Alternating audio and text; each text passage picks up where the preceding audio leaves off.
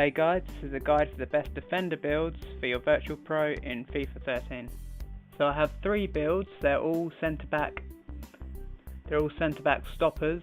None of them are sweepers, because you want to be the best possible defender, not the best passing centre back in the world. The first defender build is 5'10" and as light as possible. This is the speedy defender build.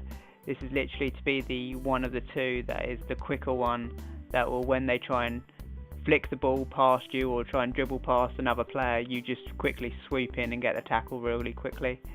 The second build is a 6'1", still as light as possible defender, and this is literally the overall good defender. He's not really strong and he's not that fast, but he's just a good overall. He's pretty good at everything, but he's not like excellent at one thing, but he's got no real weaknesses really, and it is a very good build to have. But without a doubt, the best defender build that I find is the 6'6", 222 pound. He's just a brick wall. He won't get out-muscled with anything. He'll win everything in the air. He'll win every header. He'll get the clearances, and being 6'6", you have such a big tackle radius for slide tackling that it's just a brilliant build, especially with power headering, which I can't stress enough how good of a trait that is. I think it's the second best probably trait in the game. And although your speed isn't great, it's not a bad thing that your speed's not that great, because as a defender, the less movement you do is better. It's like a goalie.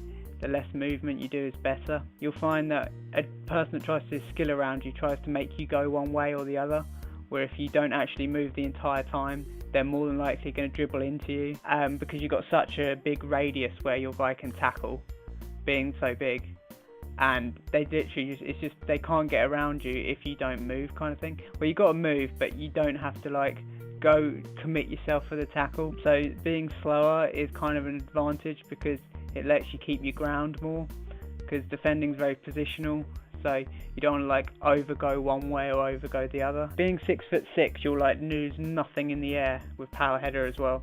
So defending, no one will ever like score a corner or anything, because your clearances are just too good. And for attacking, stoppers have great heading.